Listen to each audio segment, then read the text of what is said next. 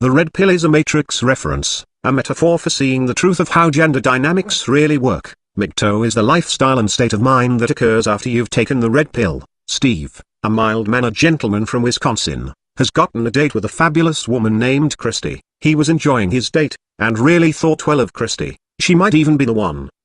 Oh Steve, what a lovely place. The food is just wonderful. You really picked the best spots. I'm glad you think so. I was worried. You hardly ate anything. Oh, that's because I am a light eater. I don't eat very much. What do you think about children? I like children, I just don't think I am ready for them. What do you think about feminism? I'm all in favor of women's right to vote and everything like that, but I think far too many feminists are just crazy. Here you go, sir, the red pill special. Steve then ate his dinner, and took the red pill special. Just moments after taking the red pill, everything changed. He began to read more into what his date was actually saying. The truth of what this date was, and what she really meant with her words, became clear, and it went as such. I like to wear slutty clothes for male attention, but act offended when I get that attention if it is from a guy I am not interested in. I enjoy the privileges my beauty buys me. Men take me out to dinner, fight over me, give me a place to stay, and buy me drinks. I like knowing that if I start making YouTube videos, my beauty will earn me 100 times the subscribers as a man would have doing what I do. If I live cast, or stream video games, pathetic men will donate thousands of dollars to me. I can earn more money playing video games on Twitch and doing my makeup on camera on YouTube than your average man will make until the age of 35. But rather than acknowledging this privilege, I'd rather bitch about it and claim men are objectifying me. Being born female gives me the power of beauty, and that power buys me everything. It's like being born a millionaire. It will buy clothes for me, jewelry, dinners, movie and theater tickets, and as I get older it will buy me a roof over my head. But rather than acknowledging the fact I was born privileged, I will call myself and my fellow sisters marginalized. I think we should ban guns because guns kill people.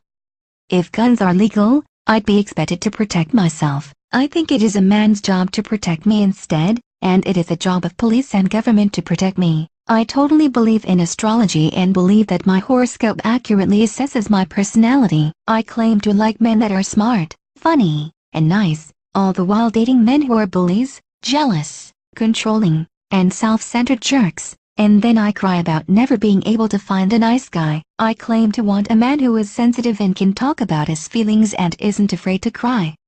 Yet any man that does anything like that would chase me off instantly. I am seeking out a white heterosexual cisgendered male, all the while blaming all of humanity's problems on the heterosexual cisgendered white male. I believe women are every bit as tough and capable as men. The fact we have babies makes us a million times tougher than men. Yet I support the Violence Against Women Act because women are fragile creatures that must be protected. I support women's right to join any branch of military, have lower standards, but equal pay, and I am against women being drafted because women are far too fragile to fight in war. I enjoy going to college since my parents paid, and I've been irresponsibly partying the whole time. They didn't pay for me to go to college to be a strong independent woman. They paid for me to go to college to find a wealthy successful man to marry me and give them grandkids. Of course in this day and age no man is stupid enough to propose marriage fresh out of college, so I will have to poke holes in his condoms, lie about being on the pill, or just get him really drunk.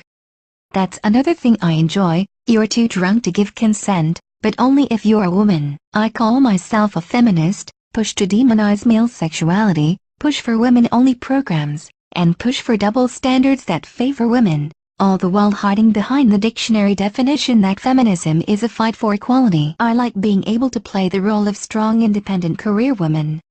I don't need no man, and yet if my career fails, I like knowing I can find a good old-fashioned traditionalist man, and will happily renounce my title of feminist. I enjoy stupid booty-shaking club music and reality TV and drama shows, talking on the phone, texting on the phone, and buying lots of clothes, and lots of makeup. I consider shopping to be a type of hobby. Sure, having those interests and hobbies would make anyone boring, but I have big breasts, so men will still want me, and pretend to care about every boring thing I say. I am overly emotional and unstable. I am a major crybaby.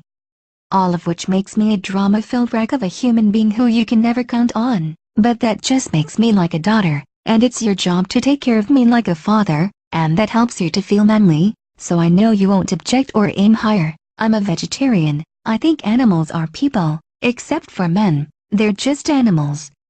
Except for the brown ones who are marginalized. Yeah, I'm also full of white guilt.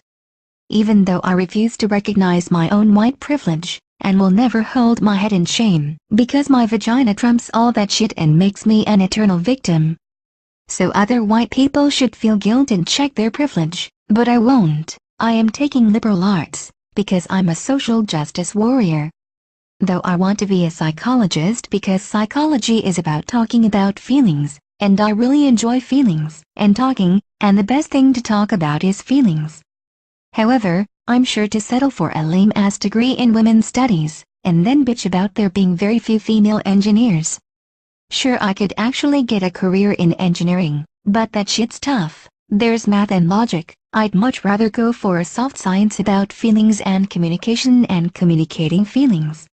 I'll just continue to blame lack of female engineers on patriarchy, and anyone that disagrees is a misogynist, and I don't let misogynists fuck me. So men will be sure to bob their head up and down, and agree that it's patriarchy. I support socialism because as a woman, I will probably be on welfare, and never defend myself, so I want a government that takes money from working people, like men for example, and gives to non-working people, women for example.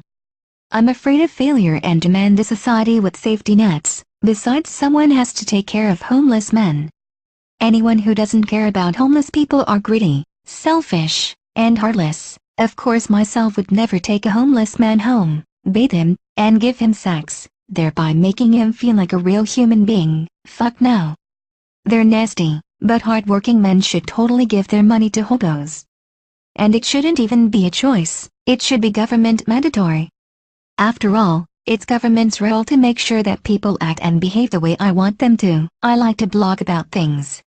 For example, I blog about how in every facet of life, there should be a women's only space, but women should be allowed to enter into male spaces, and there should be no men only space because like every space is a men's space. Except that contradicts the first half of my statement, but I totally won't sleep with a guy who calls me out on my hypocrisy. I love how I can state my absurd, sexist offensive opinions in public, and girls agree with me, because we're girls. And we all think alike, in spite of the fact we claim all women are different, and men will never call us out on our bullshit, because they want to get laid, and even though none of them are getting lucky with me, they think they have a shot if they just agree with me enough. I support feminism because women are underprivileged. And you know, if you disagree with me, you won't get laid, so just continue sitting there nodding your head in agreement. I think if a woman sleeps with a guy and he doesn't call her the next day, she has been used for sex. But if a guy spends all of his money taking a woman out on a fancy date and she doesn't put out, in no way has the man been used. I have trust issues. If you don't know what that means, it means I am going to act like a spoiled brat, treat you like shit. I'm going to be jealous and controlling, and you probably won't get laid. But nonetheless you will jump through every hoop, put up with my shit, and do whatever I tell you, in an effort to gain my trust, which is really just an effort to get down my pants. You're using me for sex and I'm using you for everything but sex. The difference here is, I'll get everything I use you for, you'll never get laid, and you'll still end up looking like the bad guy because all you were thinking about was sex, you pig. After that dinner, after his new red pill perspective, Steve decided that he would end pursuing relationships with women, or at least date them with the understanding that it is not him who is being loved, it is his utility and function which is being admired. The women he dates will want what he has, and what he can do for her. He will always be the means to the end, and not the end unto itself. Born into a world that told him men are made of snips and snails and puppy dog tails, he has come to realize that women are not made from sugar and spice, or anything nice. Steve went on to be MGTOW.